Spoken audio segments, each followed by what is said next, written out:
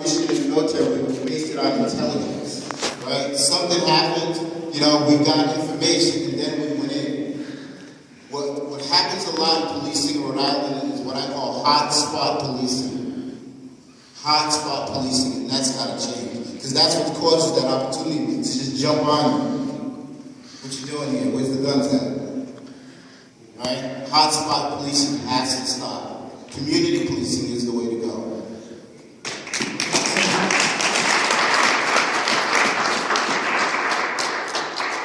So I just want to elaborate on complaints. My son is a young black man and was racially harassed by 2 police officers. Now we know so many people in here have said the police can't police themselves, but we have a different chief, and this chief is policing them because we're having problems with the jump out boys and other things, but he's listening to us. He doesn't have to be here. The 2 officers that racially harassed my son, one of them is no longer an officer, and one was a decorated veteran who got in trouble. They both got in a lot of trouble. So again, remember the time, remember the place, and go complain. And I was afraid of retribution for my son because my son skateboards all over the city. And the chief said, no, if anybody goes near your son, you call me. And no one ever did go near my son. And if more people go to complain, if more people bang down internal affairs office, if more people call the chief, more police officers are going to hear it. They are going to hesitate to treat our children badly. They don't want to be suspended. They don't want to lose their jobs. Complain, even if you don't know who it is. Remember the time, remember the place.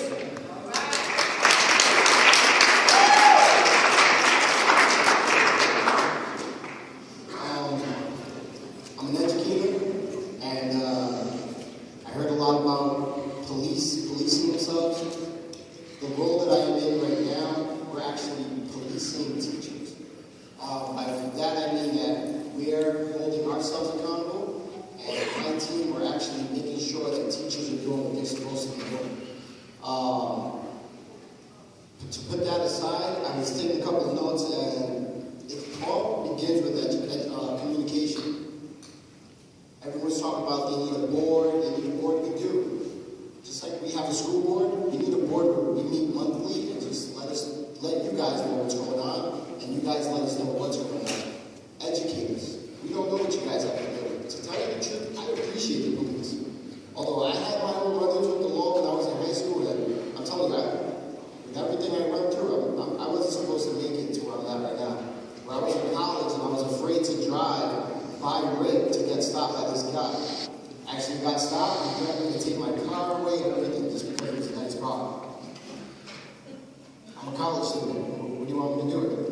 Just give it to me, I didn't buy it with drug money, which is what he was searching my car for. But again, it wasn't for another cop that came by and said, yo, you're not supposed to be doing this. And let me go, I don't know where I would be right now. There are many situations that I can tell you about, but I tell you right now, I appreciate the heck out of college because at night, I can say I sleep safely, my daughter is safe, my son is safe. The reason I can say that is because we went to a trip to New Hampshire, and someone was breaking into my house one night. Someone was breaking into my house. What they did was, they put somebody out there, they patrolled till I got home. Alright, so like I said, I appreciate it, but I know the things that are going on, and our kids shouldn't be going through that. The reason I'm here speaking is because of young men like yourself and the men I coach a wrestling team. They're running into you guys, and on some occasions it's not positive. The reason I say that is you have to realize these guys are leaving high school, just like Kobe's son, and they're going to be going to college. This is going to do something to their psyche, all right? And you don't want to be sitting in class thinking you're a criminal when you're not. So there's a lot of consensus. I see Kobe's here, so just inform us. Just again, inform the people you're serving, and we appreciate you guys. So. Thank you. Well, I just want to some great points about the us against them thing, and I'm glad some of Osiris and Ed are getting up here, and believe me, please, another round of applause for Osiris, please.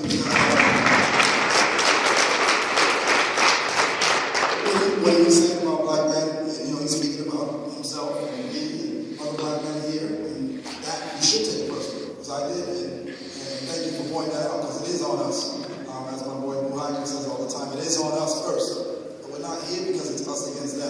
I despised the police and I didn't like them at all, you know, I wouldn't have the direct line of communication that I have. I wouldn't be able to get them to sit here like this, because as people say, I don't know if you don't know it, but they don't have to be here.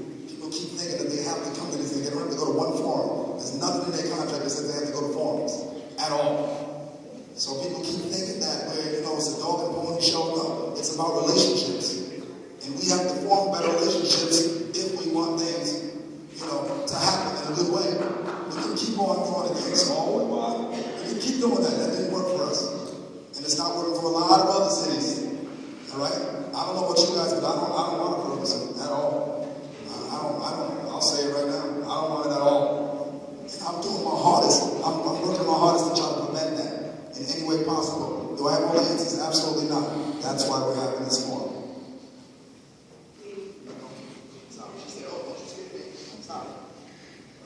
Hello, my name is Lisa Rios, and I hate public speaking, I really do. But I can't sit idly by and, you know, not stand up and say something, because I'm angry, and I'm not only angry, but I'm frustrated, I'm scared. Now, I have a question for the police chief here. Whatever happened to that motto that you guys have, to serve and to protect? Because, you know, I don't get the impression that we're being served or protected. Last night there was an incident that happened right out in front of my house. I have the dubious honor of living on Elmwood Avenue, which is the heart of the hood. And an incident happened right outside where I heard the tires were screeching, and I heard a sound of a horrific car accident. So I jump up from my bed, I go out the front door to see what happened. The gentleman, he hit the planter. I don't know if he was a drunk driver or what, or if it was a drug bust going wrong. I don't know what the heck happened, but he hit the planter, it landed in our front yard. I saw the tree over here, the dirt over here. I'm like, what the devil's going on? And I never thought I would stand here and say that I'm actually afraid to call the cops.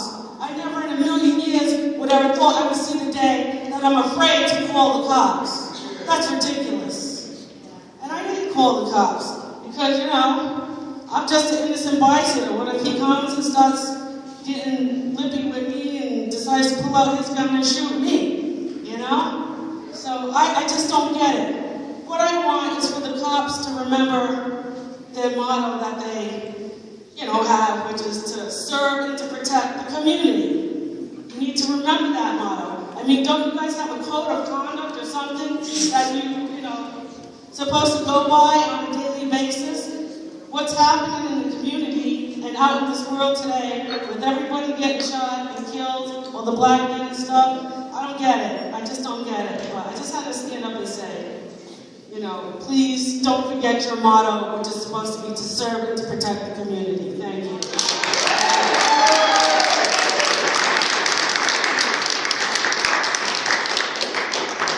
I'll be quick this time. So we're talking about solutions in the jump out boys. One of the things that happened was that after the incident with Kobe's son, they were put on hold or something, right? Like some kind of suspension of the program, reassigned. What I'd like to see for a solution, because we need to be talking about what is public safety in general. Is it safe for communities to feel afraid of police? No. Is it going to help that our community is going to come together to work with the police to address violence and guns if they're afraid of the police? No. Now, the problem keeps being with what's been happening is that there's solutions like, I'm not saying that they're not good things, but to have more interaction with the community, have community police, have more local police, have resource officers talk better with police, have basketball games with police, have more of these forums. Those are they're not going to fix the problem. The problem is systemic. All right? It's not about individual police. Because then we wouldn't have the different arrest rates that we have between black folks and white folks.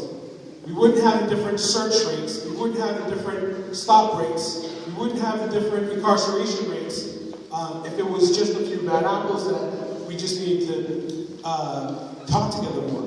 So when you have, for every public relations event you do with folks or a person you talk to, there's 30 other incidences that are happening that are never very documented of people being jacked up by police and being disrespected. So you're never going to ever get the community to come around with that sort of problem. And it's a systemic problem. So one of the things that I'm calling for is a permanent suspension of the Jump Out Boys until there's a different policy as far as who they are, that they need probable cause and reasonable suspicion of messing with them. No longer says I call for a permanent suspension of it until they can treat residents with respect in that manner. And tell them what the reason was that we're dragging them for and have need that probable cause.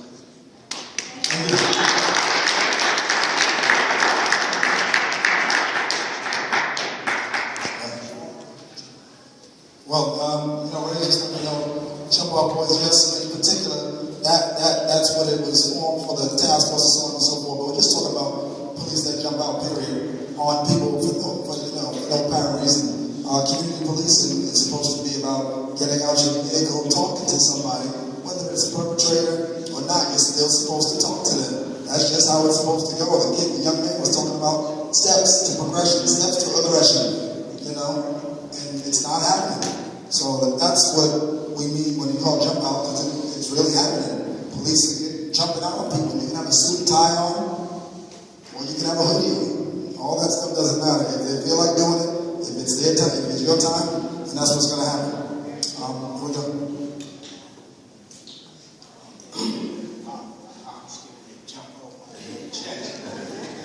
Couldn't hold back. I wanted to commend the police officers for coming out here. So I'm really disappointed as a black man. We got police officers on the force that grew up in this community, and they're not here tonight. We got a lot of brothers on that force that should be represented and be an example to all of us, and they're not here tonight. And they grew up in South Providence, Chad Brown. And another thing I didn't hear tonight in here, because we can sit here and blame the police all we want until we're blue in the face. We need accountability for our brothers, man, because they're not perfect. And I would hate to see a young kid get shot and his baby and his kids out here getting shot because of stupidity on the streets. So we have to work with these police officers. And not all police officers are bad. And I respect the officer tonight. I respect them for coming out here and saying that they make mistakes. Because that's not easy to do. And we need to get them black officers off their ass, being an example in our community. Accountability on that board. And these brothers need jobs, apprenticeship programs. We can play basketball, summer league, passing lunches out. These brothers need to be accountable for their actions, and we can't give up on them because I was supposed to be a statistic. And really, Cyrus know me, and there's a couple of people in here that know me. All my life, I grew up around pimps, drug dealers, dope fiends, alcoholics, and they told me by the age of 21, I would be dead. And I haven't ran into an encounter with the police in 30 goddamn years. And stop doing what I was doing on the street and stop being accountable for me. Number one, me. I had to change it. I had to change me, not the world. I had to stop me. We need accountability.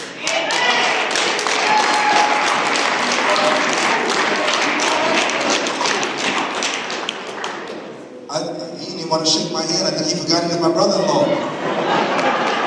Damn, bro. We go Thanksgiving together and everything. You ain't got to do me like that, T. But I'm glad you're fired up, Terry. And once again, Terry is the bus driver, and he's been doing great for many years, so let's give it up for him. Appreciate it. Uh-oh. There's only one person in there that can skip every line. Y'all know what this must be, right?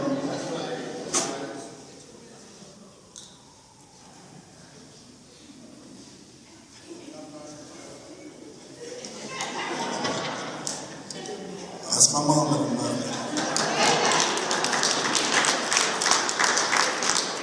To all my night vision boys that came in that door, look, they're coming from every door now. They're like, what is going on in here? How you guys doing? Good, we're talking about y'all, all right? And we're up here for you guys. So we appreciate you listening, even though I know you're just listening because you want to play basketball like us. That's all right. We still love you. So we got about 15 minutes left. We're going to try to get, if you already spoke, that's fine, but if somebody is in line that hasn't spoke, please let them get a chance because we got 15 minutes left. Good evening. My name is Sharon Morrison. I couldn't sit and not say anything. I listened to a few folks talk, and it's about accountability. I grew up in the south side of Providence. When I first purchased my house, my mom and I lived in the same house. We policed that neighborhood like we were part of the Providence Police. We worked that street up and down. We didn't have any problems. If we had a problem, we would contact the police. Fast forward a couple of years later, I started working in public housing in Providence, and I was working closely with the housing police. Every day I made sure they stopped by my office so we could have a conversation of what was going on in my neighborhood. You would have thought that I lived in those apartments. My mom feared for my safety because I would tell the young drug dealers that I grew up with, take that out of my development. Not over here. I know what you're up to, bring it somewhere else. And they had respect for me. I sat idle for a couple of years. I don't have any young men in my young sons. I have a daughter, but I couldn't sit and not say anything because it's up to us to try to teach our young men and young women. I've never had an encounter with the police that was a negative experience, but you best believe I sit and I watch how they interact with young men in my neighborhood, and you best believe I will take their badge number, make sure that parent contacts the police myself, or I will dial the number myself. And I don't have a problem calling the police when there's something going on in my neighborhood, but the unfortunate thing is I don't really know the police officers in my current neighborhood. I knew the police officers in my other neighborhood, and that's the sad thing. But it's up to us to be accountable. If we see something that's going on in our neighborhood, take the names, numbers, and report them. Don't sit idle.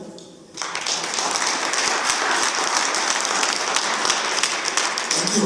Appreciate it. Excellent. We were also tonight we were talking about solutions, and I want to thank you, Chief, for being here, because we all know, as parents, as teachers, as anybody, people do what we let them do. We're at home, our kids are going to tear up our house if we let them tear up our house. When you're in school, it's going to get torn up if you let it happen wherever you're at. So I'm glad that you're starting to take action for some police who are not being responsible and respectful in our community. And me too, I definitely believe in teaching and in alerting, everybody about ways to engage ourselves. And one of those is in the schools. I've heard people talk tonight who are students and who are educators. We have the student relation officers. Back in the day, we had SRO people who were community people. They didn't wear badges and they didn't carry guns. They were community people. They were moms, dads, nanas, aunties, uncles, and folks in the community who worked in the schools.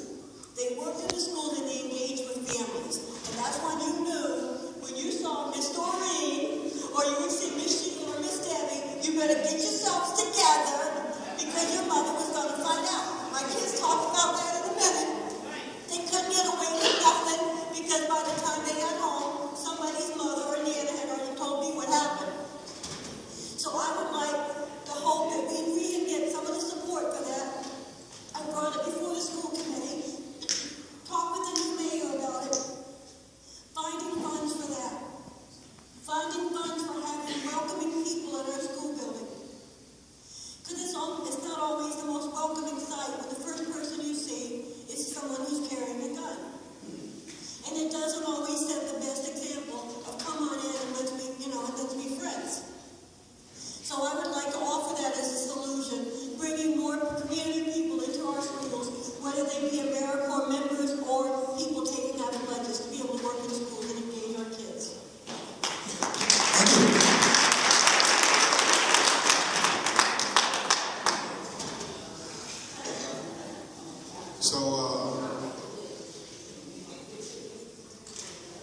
I have a question for everyone in there. My question is, you don't have to show by raising your hand or anything, but my question is, how many of you all voted? You don't have to say whether you did or didn't. I'm just saying, how many of y'all voted? Because if y'all voted, then what you did was you put in office a governor, right? The first woman governor in the history of the state of Rhode Island. Y'all put a governor in place. You put that governor in place because you voted for that governor. And I know that that governor just enacted a plan for someone, created a position called the Secretary of Human Services. Right? Created a position, Secretary of Human Services. And so everything that I see on the board tells me that the governor should create a secretary to oversee everything that's been put on this board. Because what's going to happen is we're going to continue to have these community forums. And then we're going to try and put a plan of action together. But that plan of action should come right from the person we put in office, which happens to be Governor Raimondo. Because then what will happen is like, you know, the heroin epidemic that occurred, right? As soon as the heroin epidemic occurred in the white community, now all of a sudden, we all need to pay attention to that. We need to pay attention to that. So we start passing state law so that everybody carries that, you know what I'm talking about, right? All police departments all over carry it, right? Am I correct? Yeah, they carry the shot now, right?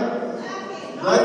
They carry that now, right? State law, legislate now, they put all that in place. Because it was an epidemic nationally.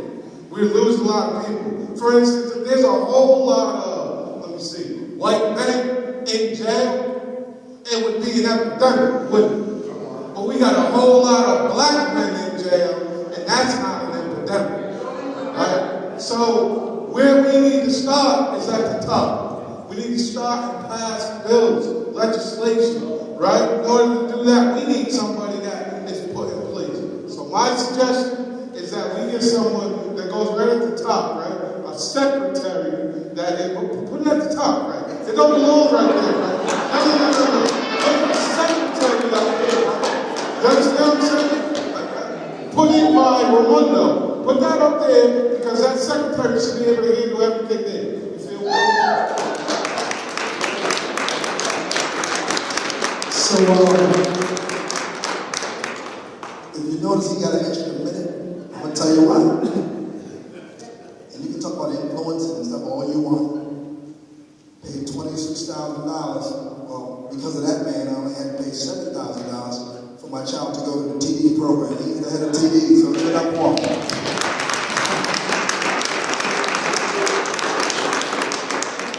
His son's going to URI, and that's who's going to be in charge of him. So I told my son, you better be on his best behavior, because he's not playing. So we got a couple minutes left.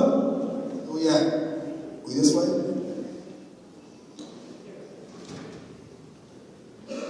Hello, my name is Melissa. When I came a little late, but I did see something about ground rules, and it was respect.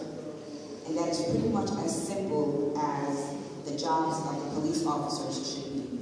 My daughter is 10 years old, and she is petrified of the police. The gentleman in the back, she's not scared of, but she's petrified of the police.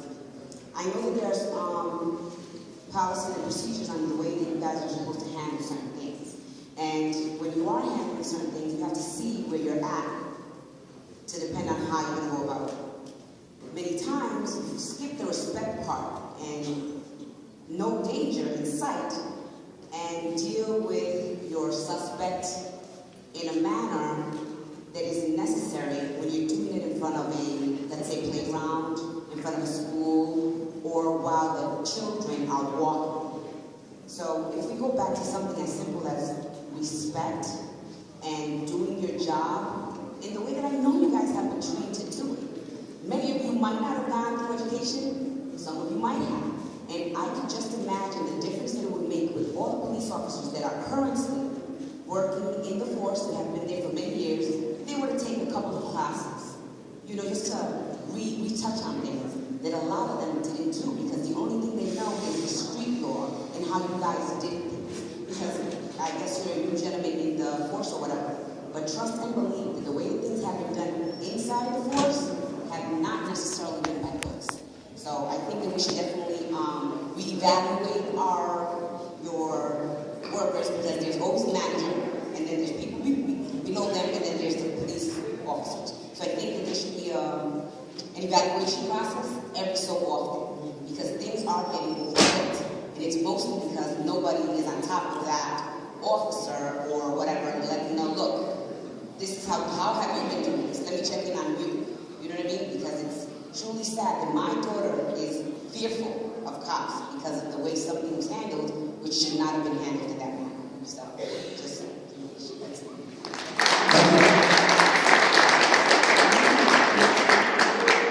Good evening. My name is Michelle Lacey. I work with Unified Solutions.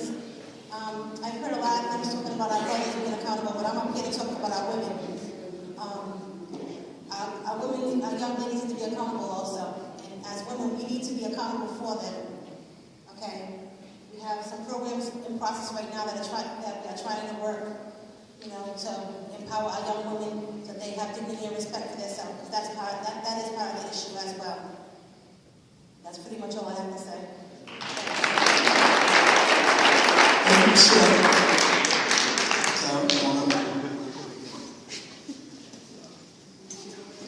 Hi, my name is Kara, and I've known Corey for 5 years now.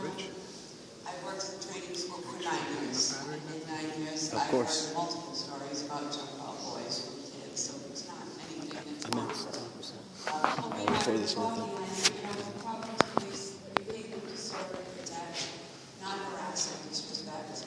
It needs to stop. You have a job to do. We understand that. It's the way you conduct that particular job. It's got to be drawn back. Stuff like that should not happen to young kids that are simply trying to go about their life and do the right thing. And when you have Kobe out here trying to help these kids turn their lives around and do the right thing, it just doesn't make any sense. That's really all I have to say.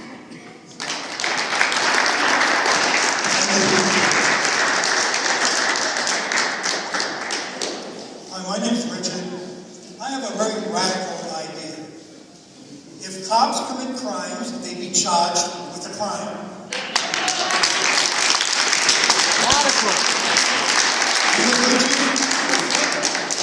They assaulted John Prince. What charges are they bringing against those officers? When cops kill, they should be charged with murder. They should be charged with falsifying police reports. When they commit perjury, they should be charged with perjury. That'll solve a whole lot of problems.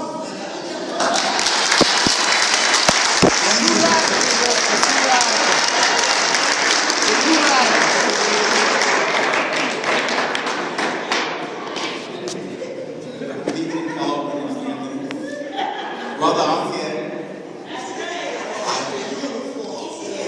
I'm well, look at that. So,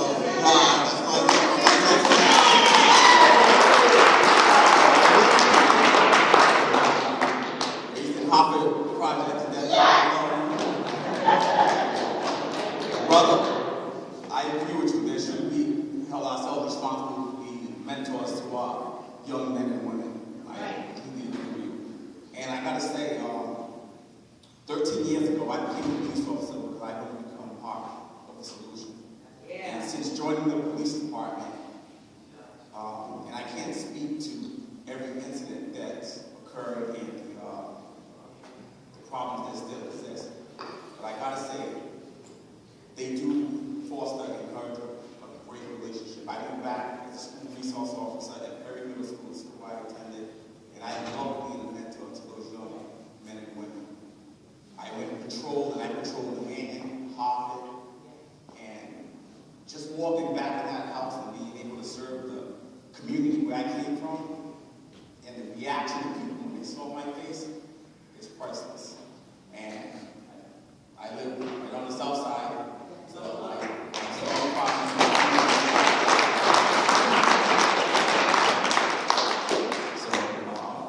I think it's a great profession and the solution.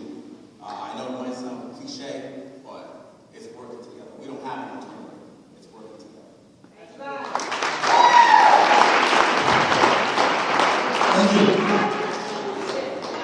by the way, detective is in the neighborhood all the time. He's on call. If you introduce yourself to him, they give you his number. And if you have questions, things like that, that's how I learned a lot of the things that I learned through Detective Roberson and other police officers. That's what we have to do, build relationships. And that's what I'm teaching these young people right here. That's what they have to do.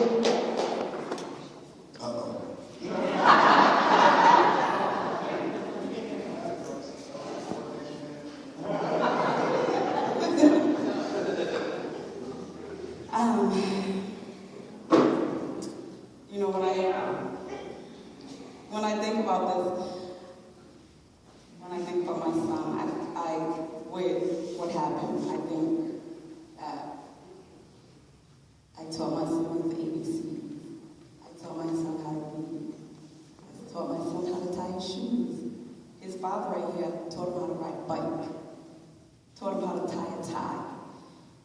And it's like I'm having to come to grips that we also have to put up on our checklist to teach him how to act, how to not react in the presence of police officers. And this is coming from a child that grew up in a home with two parents that is not disrespectful, that has many mentors in the community, and one that comes from, one of his mentors is Brendan Doherty. So he knows how to act, but he still got stopped with a McDonald's uniform on. He didn't have a hoodie on, but yes, he does dress like that sometimes, but he had his McDonald's uniform on. And as his mother, I just was in a frenzy, but I kept it all in because I was like, you know what? If he would have done a sudden movement, if he would have moved a little bit to the left, or if he would have got slightly out of line with these words, we could have had a Ferguson on our hand. We could have had a Trayvon Martin